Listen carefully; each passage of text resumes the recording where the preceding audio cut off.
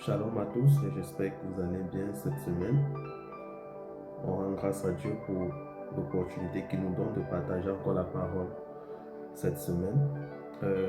Depuis la semaine dernière, nous avons commencé une série d'enseignements sur l'armure du chrétien. Et cette série d'enseignements est tirée du passage Éphésiens à partir du chapitre 6, du verset 10 au verset 17.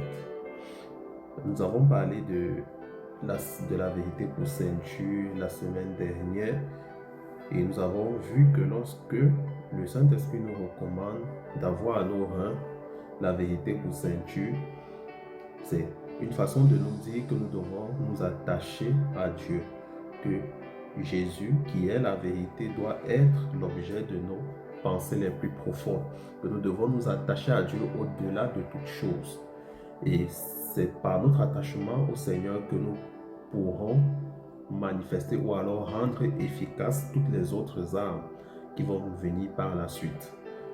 Donc, pour celui qui n'a pas eu la possibilité d'écouter cet enseignement, il est toujours disponible sur ma page, vous pouvez suivre. Cette semaine, on va parler de la deuxième arme spirituelle ou alors de la deuxième arme de Dieu. Et c'est toujours basé sur Éphésiens chapitre 6. Cette fois-ci, la deuxième partie du verset 14. Dans le verset 14 en intégralité, c'est « Tenez donc ferme, ayez à vos reins la vérité pour ceinture, revêtez la cuirasse de la justice. » Donc la semaine dernière, on a parlé de la vérité pour ceinture. Et cette semaine, on va parler de la cuirasse de la justice, de cet ordre que l'Esprit de Dieu nous donne au travers de l'apôtre Paul de revêtir la cuirasse de la justice. Et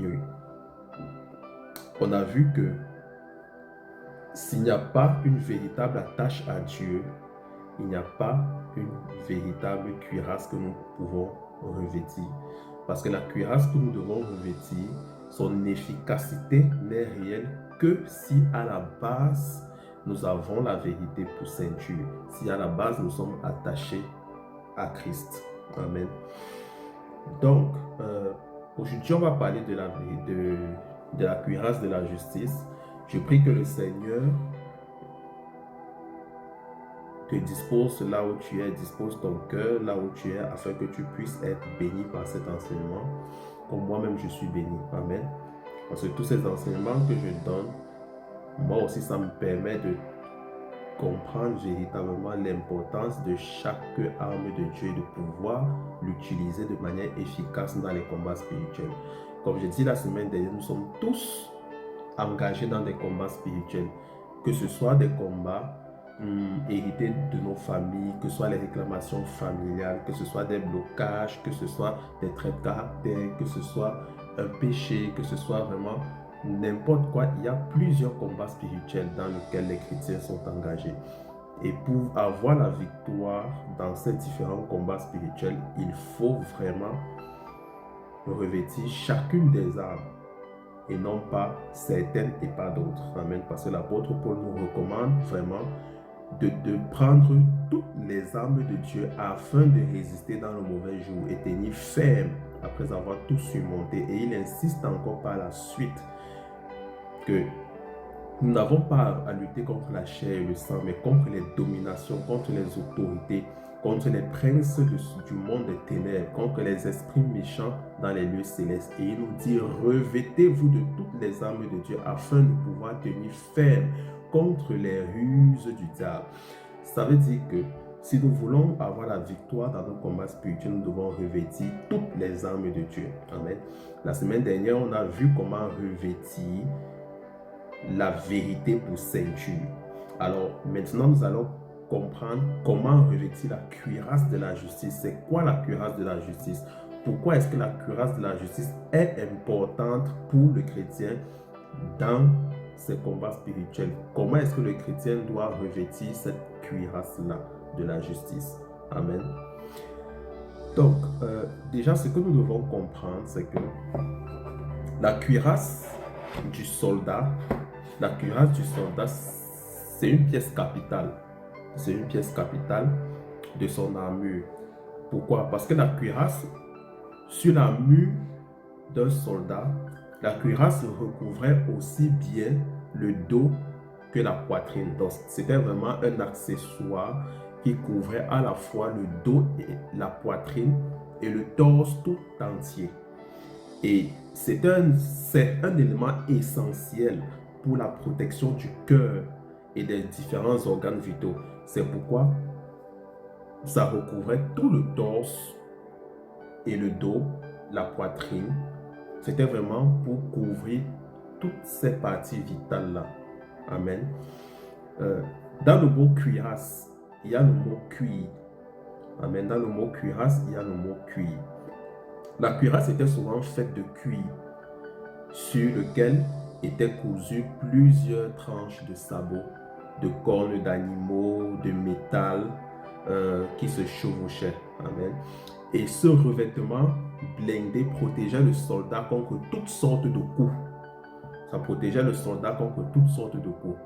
Donc, déjà d'entrée, on peut dire que le rôle de la cuirasse, de manière naturelle, comme armure du soldat, c'est quoi? C'est de protéger le soldat contre toutes sortes de coups qui pourraient affecter ses parties vitales, qui pourraient atteindre ses organes vitaux. C'est une sorte de protection.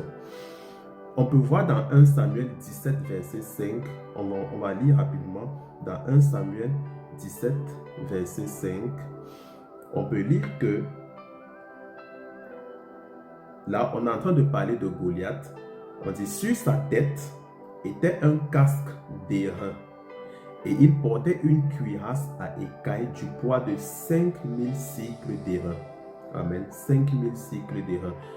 En gros, 5000 cycles d'airain représentent environ 60 kilos.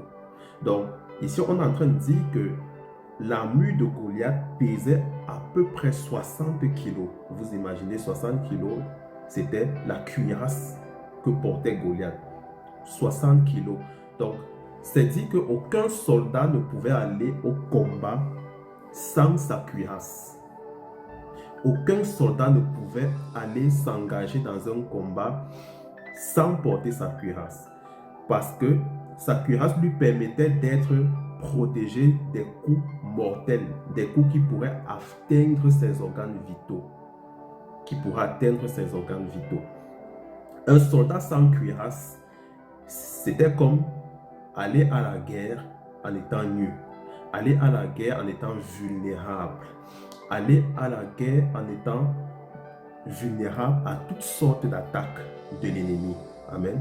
Donc, et vous conviendrez avec moi que si un soldat part en guerre sans sa cuirasse, c'est comme s'offrir entre les mains de l'ennemi et c'est une mort qui est inévitable. Amen. Donc, de la même façon que un soldat ne peut pas aller au combat sans sa cuirasse parce que c'est un élément essentiel pour sa protection durant le combat spirituel, c'est la même chose pour le chrétien. Le chrétien ne peut tenir ferme, il ne peut pas résister aux manœuvres du diable s'il ne revêt pas la cuirasse de la justice. Amen. S'il ne revêt pas la cuirasse de la justice. Qu'est-ce que ça signifie concrètement? La cuirasse, ici, le Saint-Esprit associe la cuirasse à la justice. Il symbolise la cuirasse par la justice. Et qu'est-ce que ça signifie ici la justice? La justice, c'est Christ. La justice, c'est la mort de Christ à la croix pour nos péchés. C'est le salut que nous obtenons à la croix par la mort et la résurrection de Jésus-Christ. Amen. Donc, il est important de se revêtir de cette arme tous les jours. Pourquoi? Parce que Satan, c'est un accusateur. Satan cherche toujours à nous tourmenter, en nous rappelant sans cesse tous nos péchés, toutes nos faiblesses passées. Ça, c'est l'œuvre de Satan. C'est exactement comme ça que Satan fonctionne. Dans Apocalypse 12, verset 10, l'apôtre Jean appelle le diable l'accusateur des frères, qui les accuse jour et nuit. qui les accuse jour et nuit. C'est comme ça que l'apôtre Jean qualifie le diable, l'accusateur des frères. Il est l'accusateur à temps plein, sans arrêt. Satan nous accuse dans le but de nous décourager, dans le but de nous déprimer, dans le but de nous faire abandonner notre marche chrétienne. Donc, lui, il se plaît dans ça. Parce que c'est comme ça qu'il fonctionne. Il se plaît dans ça. Et généralement, le diable fonctionne comment? Quelles sont les paroles que le diable t'envoie dans les pensées? C'est quoi? Le diable dit par exemple, qu'est-ce que tu as fait comme ça? Tu te dis chrétien et tu manifestes ce type de caractère. Tu te dis chrétien et tu commets ce type de péché. Tu te dis chrétien et tu pratiques de telles choses. Non, tu n'es pas un chrétien. Regarde, tu ne fais que tomber, tu ne fais que chuter, tu ne fais que manifester ces faiblesses-là. Regarde ta vie, tu es un échec. Voilà les paroles que le diable généralement peut utiliser et utilise dans la vie de beaucoup d'enfants de Dieu. Dans la vie de beaucoup d'enfants de Dieu. Il utilise ces paroles-là. Pourquoi? Dans le but de les décourager. Pour qu'ils abandonnent leur marche avec Christ et pour qu'ils se disent qu'ils ne sont pas assez bien, qu'ils ne sont pas assez corrects pour vivre une vie chrétienne. Amen. Maintenant, la question que j'aimerais vous poser, bien aimé, c'est comment est-ce que nous réagissons dans ce cas-là? C'est quoi notre réponse face aux accusations du diable? C'est quoi notre réponse? Qu'est-ce que nous lui répondons? Qu'est-ce que nous lui répondons? Est-ce que nous allons lui dire simplement, non, je suis un homme bien, je suis un homme juste, je ne tue pas, je ne mens pas, je suis droit, je suis bien de caractère par exemple, je ne vole pas, je n'ai jamais fait du mal à quelqu'un? Non, parce que cette façon de se justifier, c'est une cuirasse qui est relative à notre propre justice. Ça, c'est une cuirasse qui est notre propre justice. Amen.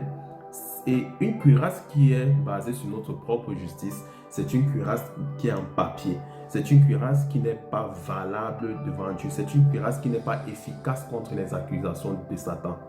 Ça, c'est une cuirasse qui va recevoir les coups et qui sera incapable de les encaisser, incapable de les bloquer et incapable de nous protéger, de protéger notre vie, nos organes vitaux.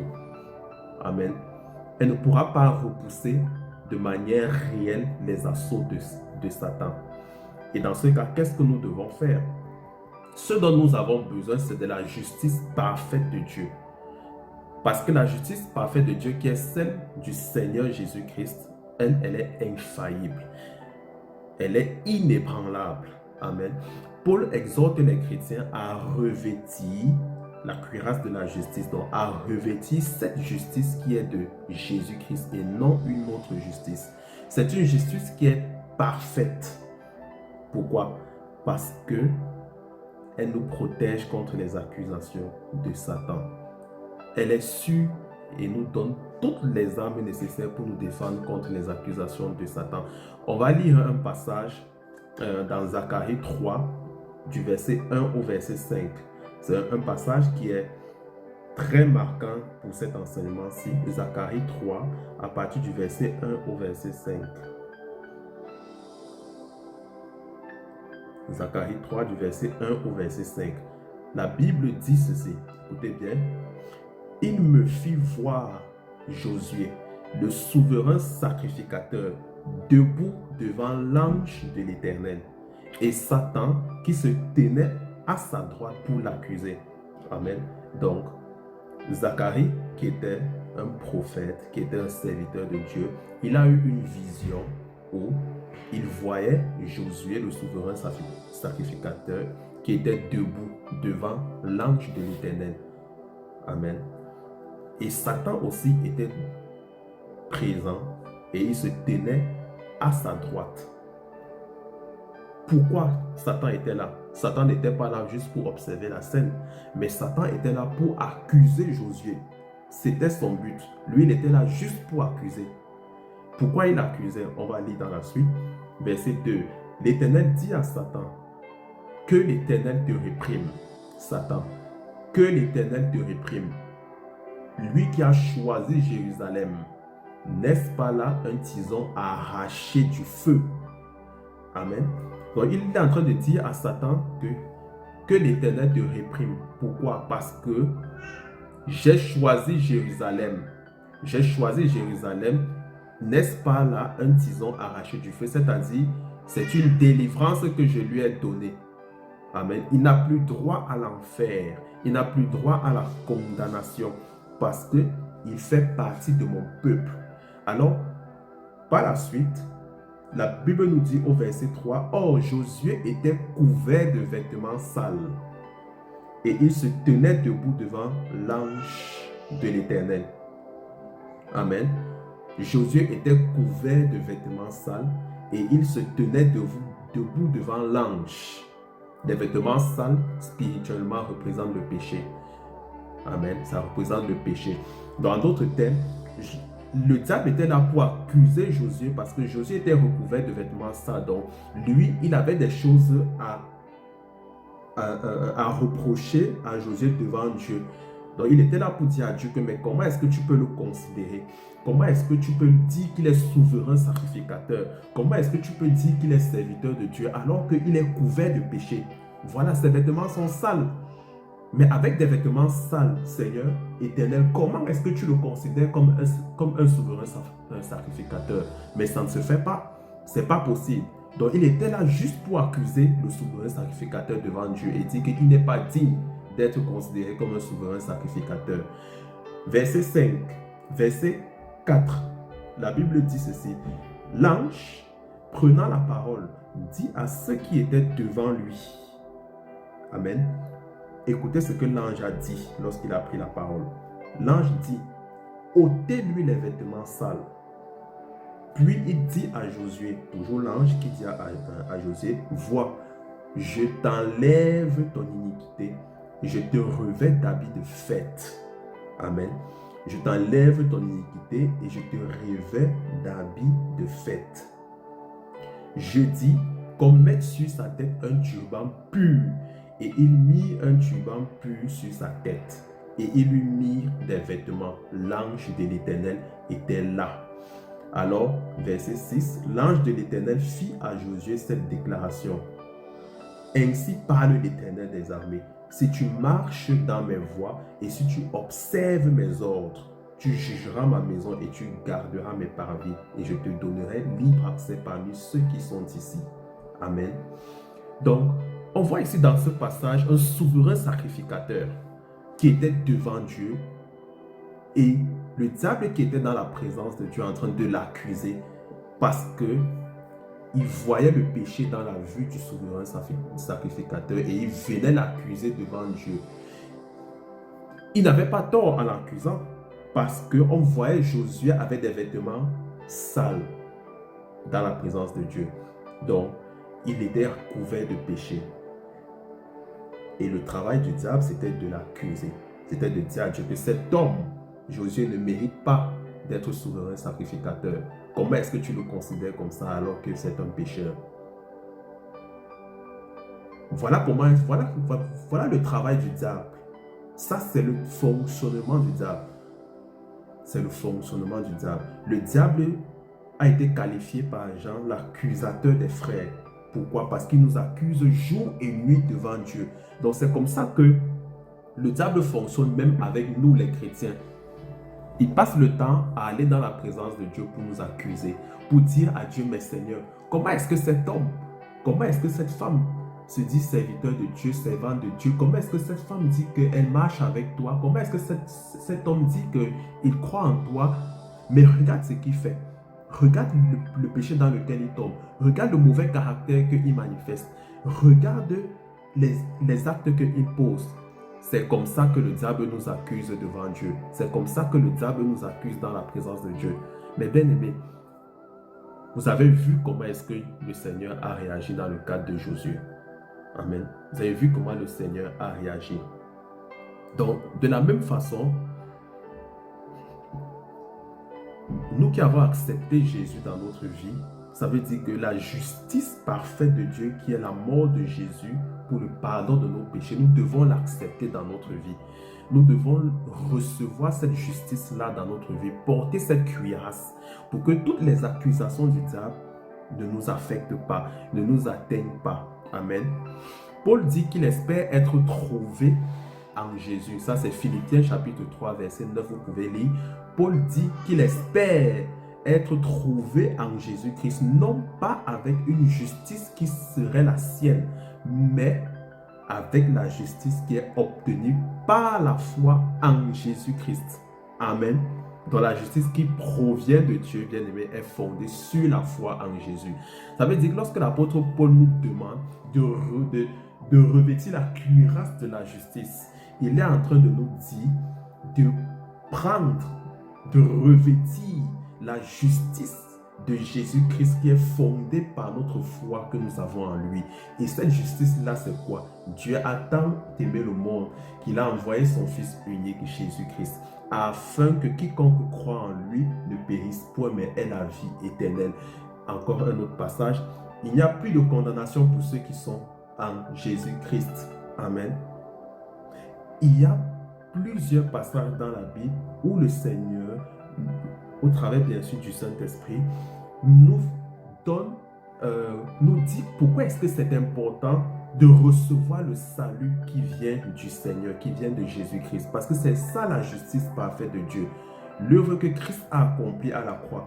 Et c'est cet argument-là que tu dois donner au diable lorsque tu reçois des paroles d'accusation dans ton esprit. Lorsque tu reçois des paroles d'accusation, tu dois répondre au diable. Non, je ne suis pas un pécheur. Non, je ne suis pas cette personne-là. Christ a donné sa vie à la croix pour moi. J'accepte la victoire de Christ à la croix pour moi. Christ a porté mon péché. Je ne marche plus dans le péché. Je suis un enfant de Dieu. C'est comme ça que tu dois combattre toutes les accusations du diable devant Dieu. C'est comme ça que tu dois combattre parce que Christ a pris la victoire à la croix pour ta vie. Il a vaincu le monde. Il a vaincu le diable. Amen. Donc la justice qui provient de Dieu, c'est cette cuirasse-là que le Seigneur veut qu'on revêtisse dans notre vie. Amen. Il veut qu'on revêtisse cette cuirasse de la justice qui est Christ. Amen. Et aussi, nous devons comprendre que c'est Dieu qui est notre justice parce qu'il a envoyé Jésus pour que nous recevions cette justice-là par son sacrifice. Amen. Par son sacrifice. Donc, nous devons comprendre que celui qui a confiance en lui-même, c'est une personne qui est insensée. Celui qui a confiance en lui-même, c'est une personne qui est insensée. Ce n'est pas en l'homme que nous devons croire, mais nous devons croire en Dieu, en Jésus-Christ. Si on cherche à croire en nous, il sera difficile pour nous de revêtir la cuirasse de la justice. Il sera difficile. Si tu as confiance en tes propres capacités, en tes propres forces, ça sera difficile pour que tu puisses vraiment revêtir la cuirasse de la justice. Tu auras une cuirasse, mais ta cuirasse sera faible. Ta cuirasse ne sera pas solide. Ta cuirasse ne va pas pouvoir résister aux accusations du diable. Lorsque les accusations vont venir, ta cuirasse va tout simplement être perforée et tes organes vitaux seront atteints. Pourquoi est-ce que la cuirasse protège les organes vitaux? Il y a quoi comme organes vitaux que la cuirasse protège? Il y a notamment le cœur. Le cœur, c'est du cœur que proviennent les pensées. C'est du cœur que proviennent toutes sortes de pensées, toutes sortes d'émotions. C'est pourquoi la cuirasse est là pour protéger notre cœur. Pourquoi? Lorsque le diable vient avec les accusations, lorsque le diable vient avec des mensonges, si tu laisses ces mensonges t'affecter, c'est ton cœur qui est touché. Lorsque ça t'affecte, c'est ton cœur qui est touché. Et si ton cœur est touché, tes pensées sont touchées, tes émotions sont touchées. C'est pourquoi la cuirasse qui couvre le torse est là justement pour nous protéger, pour protéger notre cœur, pour que notre cœur ne soit pas atteint par les accusations du diable, pour que notre cœur ne soit pas atteint par tout ce que le diable va passer le temps à nous dire comme mensonge. Amen. 1 Corinthiens 1, chapitre 30. La Bible dit ceci. Dans 1 Corinthiens 1, chapitre 30, je vais lire rapidement. La Bible dit, 1 Corinthiens 1, chapitre 30, « Or, c'est par lui que vous êtes en Jésus-Christ, lequel, de par Dieu, a été pour nous sagesse, justice et sanctification et rédemption. » Amen. Dans d'autres termes, l'apôtre Paul dit ici que Christ a été fait pour nous justice. Amen. Christ a été fait pour nous justice. Donc la cuirasse de la justice ne peut pas consister en nos propres œuvres. Non, ce n'est pas possible. Ça ne peut pas consister en nos propres œuvres que nous avons produites nous-mêmes. Non.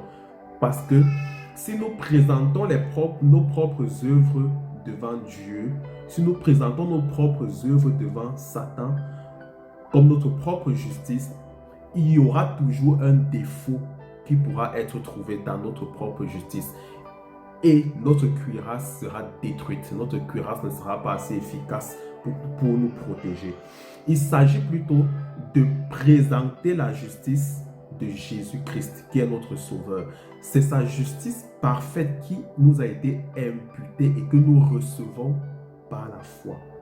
C'est par la foi que nous recevons la justice de Jésus-Christ. Amen. Et c'est cette justice de Christ qui repousse toutes les accusations et les condamnations que Satan peut porter contre nous. Donc nous devons revêtir la cuirasse de la justice de Christ. Christ a donné sa vie à la croix pour que nous soyons sauvés. Christ a enlevé nos péchés par son sang. C'est cette justice-là que nous devons recevoir afin de vaincre toutes les accusations de Satan. Alors, donc, nous devons porter cette cuirasse de justice par la foi. Par la foi, c'est important. Donc, lorsque le diable vient nous dire que regarde ce que tu as fait, Dieu ne peut pas t'aimer après ça. Comment est-ce que tu vas aller dans la présence de Dieu après ce que tu as fait? Dieu ne va pas écouter tes prières. Voilà ce que le diable a souvent l'habitude de nous dire en tant à nous les enfants de Dieu. Alors, si tu portes ta propre cuirasse, tu vois, si tu veux te justifier par tes propres œuvres, tu ne vas pas être trouvé juste devant Dieu. Ce que tu dois faire, tu dois dire, arrière de moi Satan. Arrière de moi Satan. Ce n'est pas de ma propre justice que je suis revêtu, mais de la justice parfaite de Christ qui a donné sa vie pour moi. Amen. Tu dois chasser les accusations du diable. Tu dois chasser les accusations de Satan en brandissant la justice de Christ à la croix, en brandissant l'œuvre que Christ a accomplie à la croix, en brandissant le sacrifice de Christ à la croix pour ta vie, pour tes péchés. Amen. Donc, le diable va toujours être là pour nous dire que tu ne peux pas y arriver. Ça, il faut être clair que tu ne peux pas y arriver, tu ne peux pas vaincre ce péché, tu ne peux pas faire face à cette situation. Mais ce que tu dois lui répondre, c'est que si Dieu est avec toi, qui sera contre toi? Il peut encore venir te dire, tu n'es pas un vrai chrétien. Regarde ta vie. Ta vie ne ressemble pas à la vie d'un vrai chrétien. Tu dois lui dire, Christ a donné sa vie à la croix pour moi. Qui accusera les élus de Dieu? C'est Dieu qui les justifie. Amen. C'est Dieu qui justifie les élus de Dieu. Comme l'Éternel a justifié Josué, que le diable était en train d'accuser. Josué était souverain sacrificateur.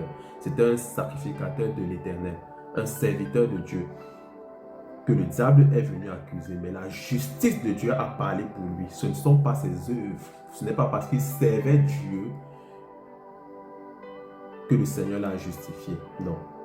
C'est la justice de Dieu qui a agi pour Josué et qui a ôté ses péchés, qui lui a donné des vêtements propres. Amen. Donc c'est cette justice-là que nous devons revêtir. Cette justice qui lave nos vêtements sales, qui lave nos péchés. C'est le sang de Christ que nous devons revêtir. Et c'est comme ça que nous devons chasser les accusations du diable. Amen. Donc le diable peut venir te dire que Dieu ne t'aime plus, comme il a l'habitude de le dire, que Dieu ne t'aime plus. Tu ne peux pas aller dans la présence de Dieu. Dieu ne va pas t'écouter. Alors qu'est-ce que toi tu dois répondre? Qui nous séparera de l'amour de Christ? Amen. C'est ce que la Bible dit. Qui nous séparera de l'amour de Christ? Qu'est-ce qui va te séparer de l'amour de Christ, bien-aimé? Ce n'est pas le diable en tout cas. Le diable ne doit pas et ne peut pas te séparer de l'amour de Christ. Si tu es attaché à Dieu, si tu as la vérité pour ceinture, alors revêt la cuirasse de la justice de Christ. L'amour de Christ sera toujours présent pour toi. L'amour de Christ sera toujours disponible pour toi et rien ne pourra te séparer de l'amour de Christ. Amen. Rien ne pourra te séparer de l'amour de Christ. Donc, la cuirasse qui est mentionnée ici en Éphésiens 6, verset 14, se réfère à la justice de Dieu. À la justice de Dieu qui nous est imputée par la foi que nous avons en Jésus. Et aucune justice humaine ne sert de cuirasse. Donc, ne nous justifions pas par nos œuvres, parce que nos œuvres ne pourront jamais nous donner une cuirasse assez solide pour résister aux assauts de l'ennemi. Amen. C'est seulement par la vraie foi que nous avons en Christ que nous allons pouvoir être justifiés devant Dieu. C'est par notre foi. Amen. Donc, lorsque nous revêtons la cuirasse de la justice, ça signifie que nous ne pouvons pas vivre n'importe comment. Amen. Ce n'est pas parce que Dieu a donné sa vie à la croix pour nos péchés que nous devons vivre comme nous voulons. Amen. Que nous devons vivre comme nous voulons. Christ a accompli l'œuvre du salut à la croix.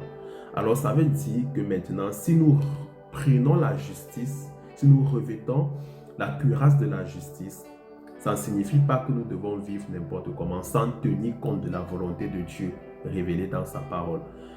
La cuirasse de la justice suggère tout simplement aux chrétiens qui s'est approprié cette justice-là par la foi, amen, que les effets de cette justice-là soient manifestés au travers de son caractère, au travers des actes qu'il pose, au travers d'une vie de sainteté. Paul dit dans Éphésiens 4, verset 24, que la vie nouvelle se vit dans la justice. La vie nouvelle se vit dans la justice. Ça veut dire que la vie nouvelle que tu as lorsque tu as accepté la justice de Dieu au travers de la foi en Jésus-Christ, cette vie nouvelle doit se manifester par un caractère nouveau, par une attitude nouvelle, par des actes nouveaux, par une vie de sainteté, par une vie de sanctification. C'est comme ça que cette justice de Dieu doit se manifester. Donc la cuirasse de justice que tu portes doit avoir cet effet-là dans ta vie de te faire marcher dans la sanctification, de te faire marcher dans le respect de la volonté de Dieu. Amen. Te faire marcher dans le respect de la volonté de Dieu. On va lire un autre passage dans Tite chapitre 2 pour finir. Tite chapitre 2 du verset 11 au verset 12. Tite chapitre 2 du verset 11 au verset 12. La Bible dit: car la grâce de Dieu, source de salut pour tous les hommes, a été manifestée.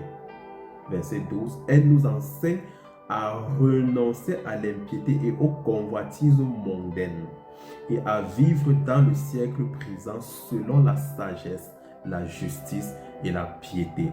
Amen. Autrement dit,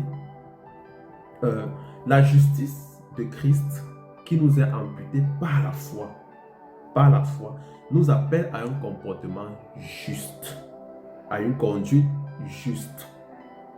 Amen. Donc, ça ne veut pas dire que tu dois vivre comme tu veux parce que Christ est déjà mort à la croix pour toi. Non, ce n'est pas comme ça que la justice de Dieu fonctionne. La justice de Dieu fonctionne. Tu revêts la cuirasse de la justice par le salut de Christ à la foi, mais cette cuirasse de justice que tu revêtis doit se manifester par un comportement juste, par une conduite juste. La justice que Dieu nous donne, que Jésus nous a donnée, n'est pas un laisser-passer pour le péché. Amen. N'est pas un laisser-passer pour le péché. Mais ce cadeau que le Christ, que le Fils de Dieu nous a donné, écrit Tite, ça nous enseigne à renoncer à l'impiété et à vivre dans la sanctification, à renoncer au péché et à vivre dans la sainteté, à renoncer à tout ce qui est mauvais et à marcher de manière juste. Voilà pourquoi l'Éternel a dit à Josué, l'ange a dit à Josué, on va lire ce passage qu'on a lu tout à l'heure dans Zacharie chapitre 1. On va lire tout à l'heure chapitre 3, je crois. Je vais vérifier, je crois que c'était Zacharie chapitre 3, le verset 1. Voyons voir, oui, Zacharie chapitre 3, le verset 1. Zacharie chapitre 3, le verset 1. Donc, on va lire à partir du verset 7. La Bible dit, ainsi parle l'Éternel des armées, si tu marches dans mes voies et si tu observes mes ordres, tu jugeras ma maison et tu garderas mes parvis et je te donnerai libre accès parmi ceux qui sont ici. Donc, lorsque tu acceptes la justice de Dieu au travers de ta foi en Jésus, ça doit produire une vie juste, une conduite juste. Ce n'est pas un laisser-passer pour le péché, mais tu dois plutôt, au travers de la justice de Dieu que tu as revêtie, tu dois plutôt marcher dans la sanctification. Tu dois marcher dans la volonté de Dieu. Amen. Tu dois marcher dans les voies de Dieu. Tu dois te séparer de tout ce qui est mauvais. Tu dois te séparer du péché. Tu dois te séparer de l'impiété. Amen. Tu dois marcher dans la volonté de Dieu en revêtant la cuirasse de la justice. Donc, c'est une façon de dire que notre position que nous avons en Christ doit s'accompagner d'une justice que nous devons pratiquer de manière croissante dans notre vie quotidienne. Ce n'est pas pour dire que Christ a donné sa vie à la croix, ok, je n'ai plus rien à faire maintenant, je vis comme je veux. De toute façon, j'ai déjà la justice de Dieu au travers de Jésus et je suis sauvé. Ce n'est pas comme ça que ça fonctionne. La justice de Dieu n'a d'effet que la sanctification qui peut suivre, n'a d'effet que une pratique croissante dans sa vie de l'obéissance à la parole de Dieu. Ce n'est que comme ça que la justice que tu vas revêtir pourra être efficace contre les accusations de Satan. Si tu marches toujours dans le péché, tu vis toujours dans le péché et que le diable vienne t'accuser, amen, il sera difficile pour toi de résister aux accusations du diable.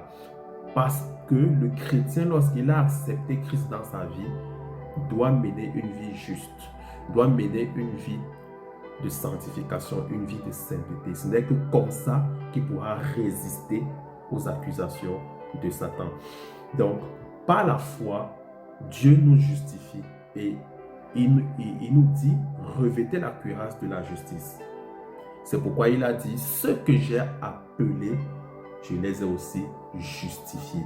Donc, lorsque Dieu t'appelle à marcher avec lui au travers du sacrifice de Jésus, il te justifie par la même occasion. Donc, c'est-à-dire, il ôte tes péchés à cause de Jésus, à cause du sang de Jésus. Il ôte tes péchés. Donc, le travail que toi, tu dois faire de ton côté pour rendre cette cuirasse efficace, c'est de continuer à pratiquer la justice, c'est de continuer à pratiquer la sainteté, c'est de continuer à pratiquer la sanctification, c'est de continuer à marcher de manière juste, marcher dans la volonté de Dieu et marcher dans les voies de Dieu. Amen. Donc, c'est comme ça que la cuirasse de la justice pourra être efficace dans notre vie. Si nous voulons voir véritablement la victoire dans les combats spirituels, premièrement, nous devons être attachés à Dieu. Ayez la vérité pour ceinture. Nous devons être attachés à Dieu. Deuxièmement, revêtez-vous de la cuirasse de la justice. Après t'être attaché à Dieu, tu dois maintenant recevoir le pardon de Dieu. Tu dois recevoir, accepter la justice de Christ à la croix. Tenir cette justice-là, te revêtir de cette justice-là pour qu'elle te protège contre les accusations de l'ennemi. Amen. Donc je prie que le Seigneur te donne la capacité de comprendre ce que le Seigneur attend de toi dans sa justice au travers du sacrifice que Christ a accompli à la croix. Donc, je bénis le Seigneur parce qu'il nous permet de comprendre l'efficacité de chaque arme de Dieu. Il nous donne vraiment la possibilité de comprendre parce qu'il n'y a pas une arme qui est plus importante que l'autre. Si tu n'as pas la cuirasse de la justice, alors toutes les accusations que le diable va déposer sur toi seront des armes qui vont te toucher. Ce sont des armes qui te rendent vulnérable. Tu seras une cible facile pour le diable. Et si même tu acceptes le sacrifice que Christ a fait à la croix, mais tu n'es pas attaché à Dieu, tu ne pourras pas aller loin dans ta marche chrétienne. Parce que sans l'attache à Dieu, il est même difficile de marcher avec Dieu. Donc c'est pour ça qu'il n'y a pas vraiment une âme qui est plus importante que l'autre. Aussi longtemps que tu es dans le combat spirituel, premièrement, le plus important de base, le fondement, c'est la marche avec Dieu, c'est la tâche à la volonté de Dieu, c'est la tâche à la parole de Dieu. Et une fois que tu es attaché à la parole de Dieu, revêtis cette cuirasse de la justice que nous avons par la foi en Jésus-Christ pour te protéger contre les accusations, parce que Dieu est pour toi. Alors personne ne sera contre toi. Personne ne peut te séparer de l'amour de Christ. Reçois le salut de Dieu, reçois le pardon de tes péchés et marche dans une vie juste. Ta cuirasse sera solide et elle pourra résister contre les accusations du diable. Amen. Donc, nous sommes arrivés à la fin de l'enseignement. La semaine prochaine, on va aborder, je crois, que c'est le bouclier de la foi. Éphésiens 6. Je crois que ça sera le bouclier de la foi. Non, pas encore. Ça sera: mettez pour chaussure à vos pieds le zèle que donne l'évangile de paix. Amen. On a commencé à en parler un peu la semaine dernière en disant: si tu n'es pas attaché à Dieu de base, ton zèle n'a aucune saveur. Ton zèle n'est bien devant Dieu que si de base tu es attaché à Dieu. Et on va essayer de développer davantage ça. Pourquoi est-ce que le Saint-Esprit symbolise le zèle comme les chaussures? Pourquoi est-ce que ce sont les chaussures qui sont symbolisées par le zèle? Amen. On va en parler la semaine prochaine. Donc, que le Seigneur vous bénisse, que le Seigneur vous garde, que le Seigneur vous protège et que Dieu vous bénisse. Amen.